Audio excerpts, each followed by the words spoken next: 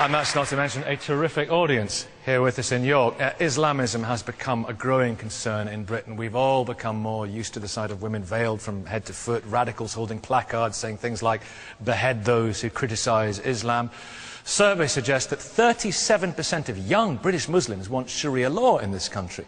Many people are now asking, is Islam just an intolerant religion? Anjam Chowdhury, you would be described by many as a radical Muslim, and you say that you adhere to your faith properly, and you believe, for example, in stoning to death for adultery, 100 lashes for fornication, and also death for those who abandon the faith, apostasy. You believe that? How can you say that this is a tolerant religion? Well, I think that one needs to appreciate that the word Islam is derived from the root word istislam, which means submission. Therefore, the Muslim is the one who submits entirely to the Sharia, the divine law of God. Hence, toleration is something which is, if you like, defined by Allah subhanahu wa ta'ala, God. Therefore, if something is in accordance with the Sharia, we tolerate it. If it is outside of the Sharia, we cannot tolerate it. Hence, for example, Islam will tolerate non-Muslims to live among the Muslims within the Sharia under an Islamic state. Their life, wealth, their honor, their dignity will be protected. They will get the basic needs of food, clothing and shelter. But at the end of the day, we cannot tolerate adultery, fornication, we cannot tolerate apostasy, not because this is from our own whims and desires, but this is enshrined within the Quran and the Sunnah of the Messenger Muhammad. So what should happen to an adulterer? Well, the Messenger Muhammad sallallahu alaihi wasallam said that, as narrated in the Quran, that the one who commits adultery, he will be stoned to death, and the one who commits fornication, who is not married, they will get 100 lashes, and that will be done publicly. And for your information, if you look in the history of Islam, there were, for example, only about 60 reported rapes when the Sharia was implemented. There were only about 120 hands ever cut. So it is not only a harsh a punishment which is fitting, but it is also a great deterrent within society, and it will rid society of many of the ills that we have. I believe that Britain would never be better than when the Sharia has been implemented. Sorry, Anjam. First of all, your Arabic was wrong. The root word for Islam is not Istislam, it's Salima. I assume you don't speak Arabic. Incorrect. Secondly, it's not in the Quran that you have to stone to death. That's also wrong. I don't know where you learned Islam from, Anjam. It's probably from Umar Bakr Muhammad. But I'd just like to say that all religions... Is there stuff in the book? Is it in the Quran? All religions... Wait, 1 second, let's see what it says. I'd just like to say something here, that aside from his terrible Arabic, all religions are what their followers make them. And that depends upon the vast majority of the followers of a faith, whether it's Christianity, Islam or Judaism. No one religion should be singled out to say that this particular religion is intolerant. In the medieval period, Pope Urban II launched the Crusades in the name of God. And today we have people like Anjam speaking the way he just did. I think the difference is that the problem today happens to be that many Muslims have subscribed to something we call Islamism, whereby they believe Islam is a political ideology that must be forced upon people in their preference is at the end of a sword. Is he a real Muslim? Well, can I just is he a real Muslim? Can you actually, yes, I'm a deal with that Muslim. first? You Can I consider just me a say Muslim, that in the Quran, Allah said, He said, whatever the Prophet brought, take it. Whatever he left, leave it. So everything is enshrined within the Quran, which is explained by the Sunnah of the Prophet's sayings, actions, and consent. But can I just say that, you know, the lady there is not the only one from the Council of Ex-Muslims. Majid al-Nawazin is a well-known sellout, and he's a non-Muslim, he's a Catholic. So I think that you need to have Muslims to talk about Islam. What's the punishment? What's the punishment in hell? What's the punishment in hell? You cannot ally with the American and British establishment. What's the punishment waiting for him? What's the punishment waiting for him in hell? Well, he will be in the hellfire, but the point is that he needs to retake his shahada. What would you do to me? Let's talk in a minute about apostasy. I'd rather make mistakes in my Arabic than leave the deen of al-Islam like Majid Nawaz. Now, Douglas Murray, is there a problem actually in the Holy Book, in the faith, or is the problem in some of those, like this gentleman, and their interpretation of it? Well, we're very lucky that most Muslims don't think anything like Anjam Chowdhury, or we'd really be in trouble.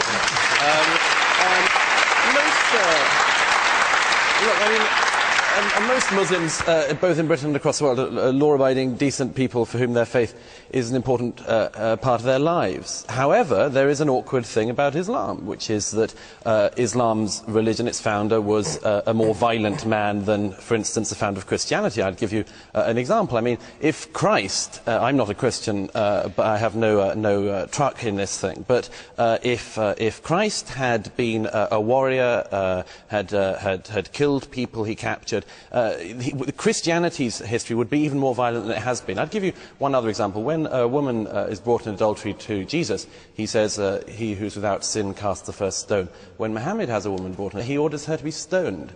This would be a very different outcome. Now, fortunately, as I say, there's no doubt about this, about the nature of Muhammad as a beginner of a religion. There's no doubt about that, but there is also no doubt about the fact, as I say, that most Muslims don't behave in that way. Because religion is open... Sorry, Douglas, that's untrue. It's untrue. You've deliberately picked on one example, and that is Jesus Christ, the prophet of God. Before that, there were many other prophets that Christians also believe in, such as the prophets of the Old Testament, who launched wars, who were kings, King Solomon, King David. Hold on, Douglas, I'm making a point here, which is that prophets, during those times, some of them fought, some of them didn't fight, some of them it's disputed whether they fought. The point is that all religions are interpreted. We can't say here that Islam is one thing or another. But Jesus' message was very clear. He never said to stone anyone to death, Jesus, did he? I think it's disputed, even the fact that the Prophet Muhammad stoned people to death. That's not a fact. That's not a fact. But yeah, you can admit it. Harris Rafiq. Yeah, just a couple of points. First of all, did the Prophet order people to be stoned to death? Right, okay. That case itself was where the woman insisted that she had punishment. There was one case where the woman was stoned, and that was when she came to the Prophet Muhammad, peace upon him, and said, I have committed adultery. The Prophet, peace upon him, turned his face away. She asked him again, I've committed adultery. Only when she asked the third time for a punishment was the punishment insisted on. That is the only Should he not have still said no? I beg your pardon? Should he not have still said no? No, she insisted that she be punished. But coming back to the original point, in terms of Sharia, first of all, there is nothing in the British law that actually prevents me from practicing my faith. So there's no need for Sharia law in this country. And secondly, there's nothing. And secondly, the other thing is, there is no compulsion in Islam.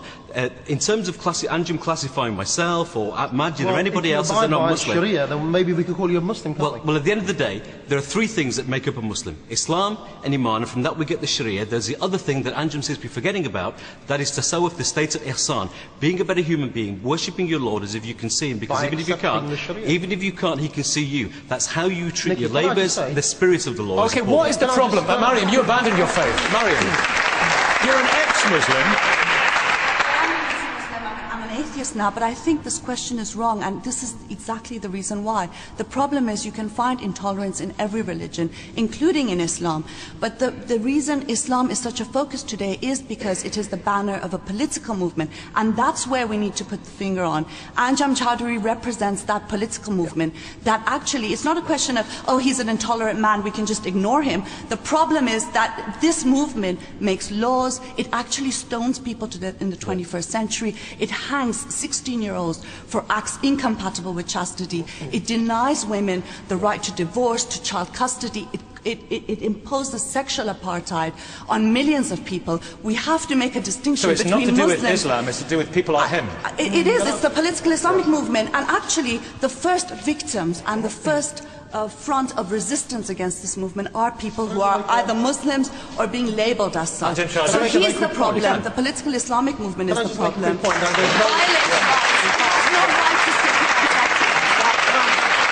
I just like to make the point that people say that you can be a gay Muslim, you can be a political Muslim, you can be a radical Muslim. There's only something called a Muslim. The Muslim is the one who practices a religion and he believes in Islam and he accepts all of Islam. The other thing I would say is it's very rich of Douglas Murray to talk about a religion being the Islamic religion being violent when he believes in the occupation of Palestine. He's the one who supported the American government in their campaign in Iraq and Afghanistan. So you are a very political animal, aren't you? The point is Islam has something to say about everything in our life, including what people like Douglas Murray and the Salah Majid Awaz have to say. Okay, Anne Cryer, frankly, the image problem that Islam has with some people in this country, is he actually the problem?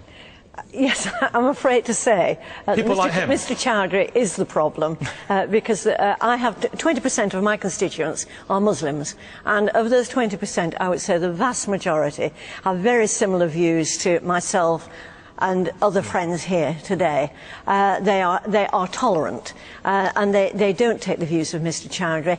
Unfortunately, the ones with the biggest mouths in Keighley are the ones that get listened to, and I'm not even saying that they are like Mr. Chowdhury, but they do have fairly intolerant views of other people. But we see these surveys and people thinking, and a disturbing amount of people saying they would justify violent action if it were but Douglas Murray, there are some disturbing young people being far more radical. Disturbing surveys about 7/7 and 9/11 come out, don't they? Absolutely, and the younger they go in this country at the moment, the more likely they are to be radical. This is the problem, and the previous speaker was absolutely right.